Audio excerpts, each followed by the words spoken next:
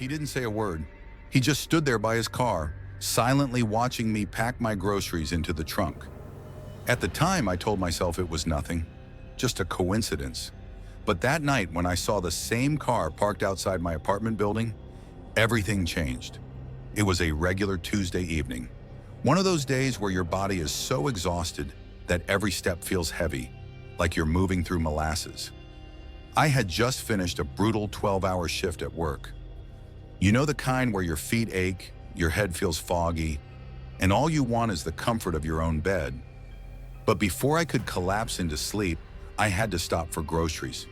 Nothing special, just the essentials, the familiar routine that should have been mindless. Milk, bread, eggs, and the same cereal I've eaten for years. I didn't even glance up from my list as I moved down the aisles, focused on checking everything off. When I finished, I stepped out into the parking lot. The cold air hit me and I hurried to my car, eager to get home.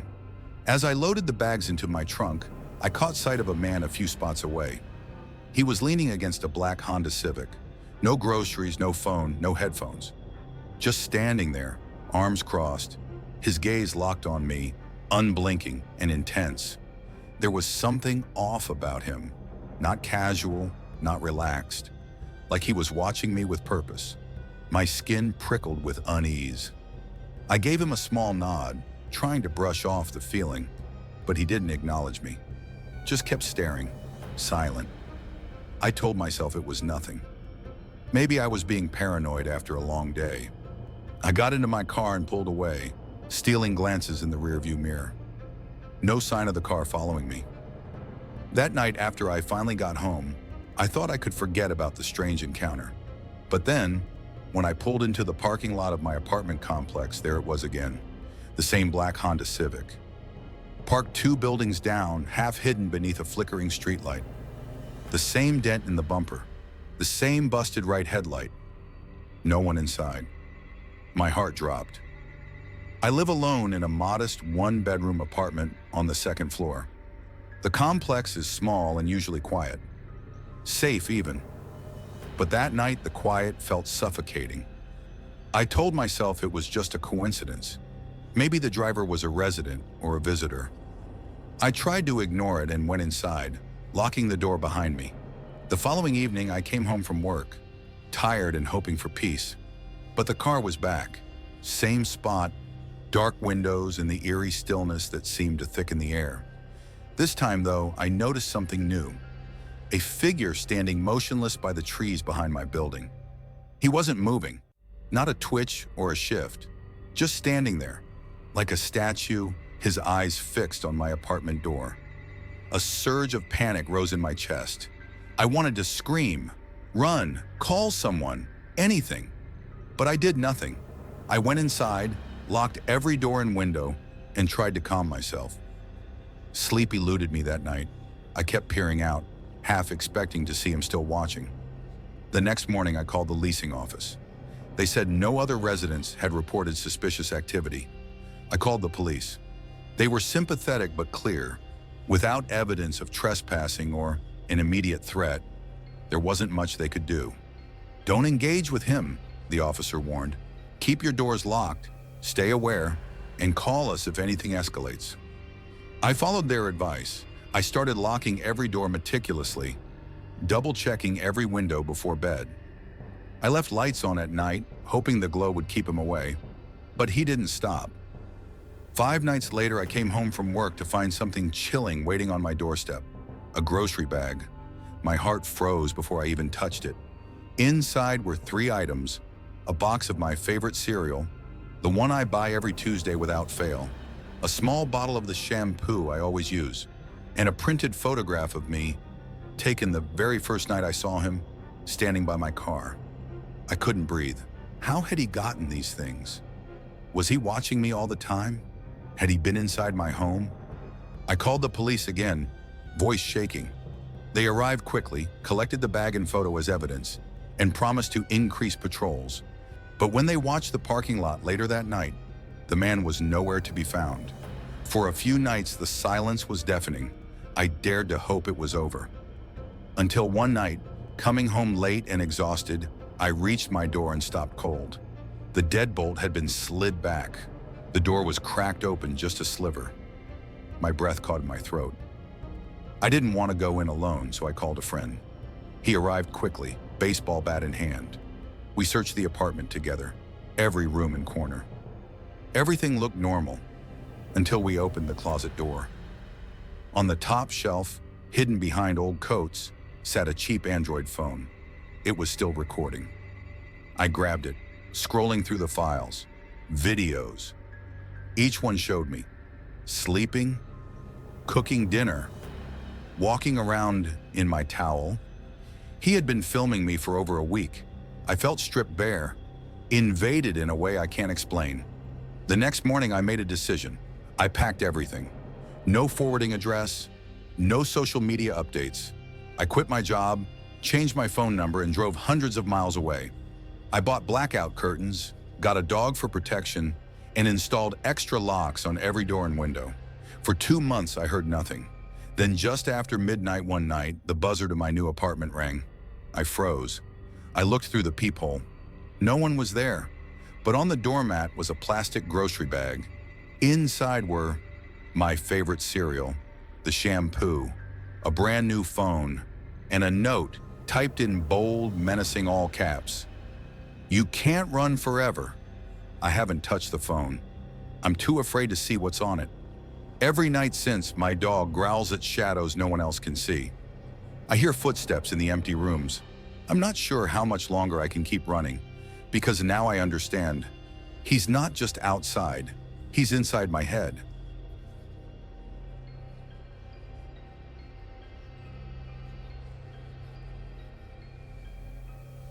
When I moved into that apartment, I thought I was finally starting fresh. New city, new job, and a chance to live on my own terms. I found a place with a roommate to help with rent. Someone quiet, or at least that's what I told myself. His name was Mark.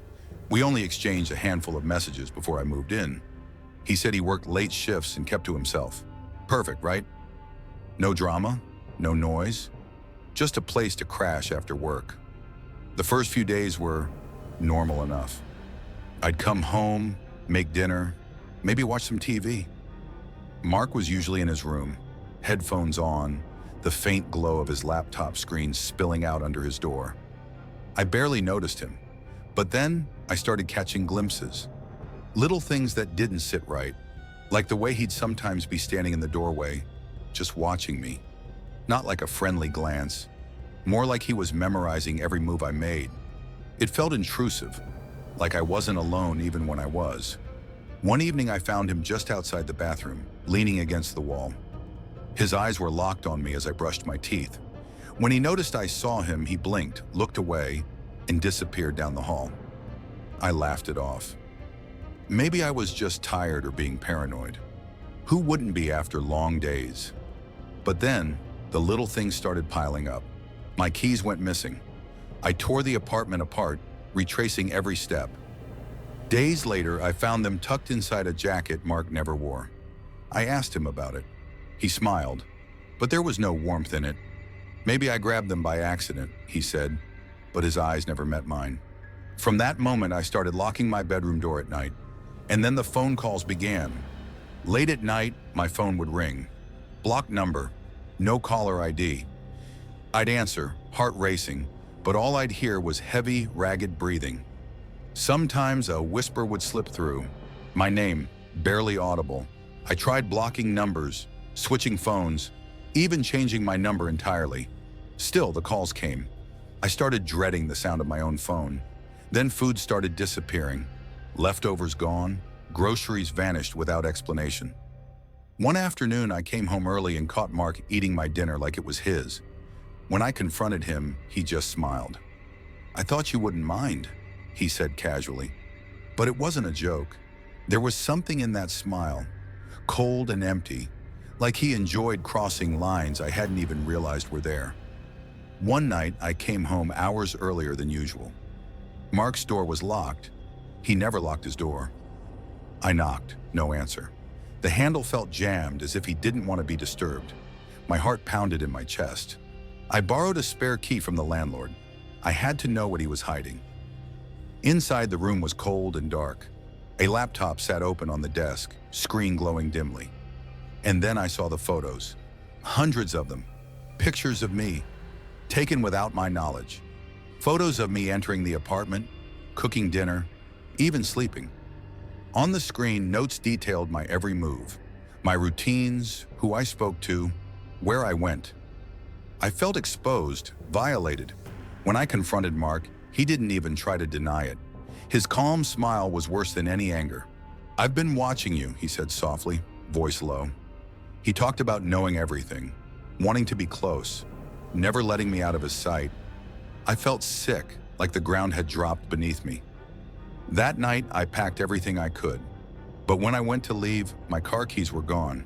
I was trapped. I called a friend to come get me. Mark watched silently as I left. No words, just that same chilling smile. I moved far away, changed my number, started over. But sometimes, late at night, my phone still rings. Blocked number, heavy breathing, a whisper of my name. And I wonder, did he ever really leave?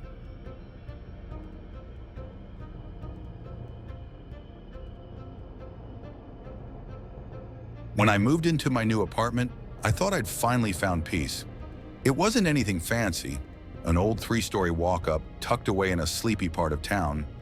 But after years of noise, roommates, and constant movement, it felt like a breath of fresh air.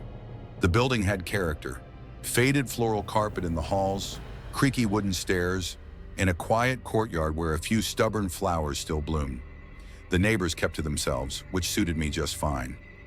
I wasn't looking for community. I just wanted space, to work, to think, to breathe. My next-door neighbor was a man named Mr. Hawkins. He must have been in his late 60s, lived alone, always wore the same brown cardigan and gray slacks. I'd see him occasionally, by the mailboxes, out on his narrow balcony, or just standing at his door. He never said much, but he always watched. Tone shifts, uneasy curiosity. At first, I didn't think much of it. Maybe he was just curious, lonely. Maybe he'd lived here for decades and wasn't used to new faces. But little things started to nag at me. I'd wake up in the middle of the night and hear footsteps in the hallway. Not loud, just soft, deliberate, like someone pacing back and forth just outside my door. Sometimes I'd come home and find things slightly off. My shoes weren't quite where I left them. A dish in the drying rack had been moved. My keys, always hung by the door, would end up on the kitchen counter or in my jacket pocket. It wasn't dramatic, just wrong. Once, while reading in the living room, I heard whispering, quiet, almost too quiet to notice. But the moment I looked up, it stopped. Detailed sensory scene. Then there was the night the power went out. No warning, no flicker, just silence, and then blackness. The building went dead. No humming fridge, no hallway lights. Even the street outside had gone dark, like the entire block had been swallowed. I grabbed a flashlight from the drawer and stepped into the hallway to check the fuse box. The beam from the flashlight felt weak against the suffocating dark. The walls loomed closer. The floor creaked beneath every step. Then I heard it. Footsteps. Slow, deliberate, from the far end of the hall. I stopped moving, heart pounding so hard I could hear it in my ears. I turned the flashlight toward the sound, but saw nothing. Just shadows that danced and writhed across peeling wallpaper. I opened my door slowly, retreating, and as I did, I thought I saw movement. Just outside the building, past the hallway window, a figure behind the bushes. I whispered, "Mr. Hawkins." Silence, just the wind brushing the leaves. Tone intensifies, paranoia and dread. The next morning, I found a package on my doormat, wrapped in brown paper. No postage, no markings. Inside was an old yellowed photograph. The apartment complex, maybe 50 years ago. Weathered, cracked, faded with age. And beneath it, a note, handwritten in shaky, slanted letters. 4 words, "I see you." I didn't know what to make of it, but it didn't feel like a prank. It felt like a warning, or a confession. Pace slows. deepening paranoia. After that, the strange occurrences picked up. My mail stopped arriving. Packages I'd been tracking never showed up. One afternoon, I found my spare keys shoved into the toe of my running shoe, inside my locked closet. Even my phone charger disappeared. I began locking every door, every window, even the tiny bathroom window that no one could possibly fit through. Still, the feeling persisted, that something or someone was in my space, watching me. Sometimes I'd catch a glimpse through the peephole. The curtains across the hall would move just slightly, but when I looked again, everything was still. My reflection started to look tired, hollow-eyed. I barely recognized myself in the mirror anymore. Inner thoughts and growing fear, I felt like I was losing it. Was I imagining all of this? Was I sleepwalking, misplacing things? Or was something much worse happening? I decided to get a security camera, just a small one, nothing fancy. I mounted it above my apartment door, pointed directly into the hallway. I told myself it was just for peace of mind, but the part of me that couldn't sleep at night wanted proof. The next morning, I sat on my couch, laptop open, reviewing the footage. At first, it was uneventful. Then at 2:47 a.m., I saw movement. Mr. Hawkins. He stepped into frame, slowly, almost methodically. He stood at my door for several minutes, staring. Then he pulled out something, thin metal, worked at the lock, and the door opened, climax building. He entered. I watched, frozen, as he moved through my apartment like he'd done it 100 times. He didn't touch anything, just walked, paused by the kitchen, the couch, the bedroom door, and then he leaned in, stared directly at the camera, as if he knew it was there, as if he wanted me to see. I slammed the laptop shut, heart racing. That night, I didn't sleep. I packed what I could carry and left before dawn. Didn't say a word to the landlord, didn't give notice, just walked out and never went back. Ending with lingering fear, I moved across the city. New apartment, new locks, no forwarding address, no more quiet neighborhoods. But sometimes in the middle of the night, I still wake up. I'll hear soft footsteps outside, a door creaking down the hall, and for a moment I feel his eyes again, watching, waiting, and I wonder, did I ever really leave him behind? If this story sent a chill down your spine, you're not alone. At Whispers Horror, we bring you true-to-life tales of fear, dread, and the things that watch when no one should be watching. What would you have done if you were in that apartment? Comment below. I read everyone. Don't forget to subscribe for more nightmare-fueled stories that whisper long after midnight.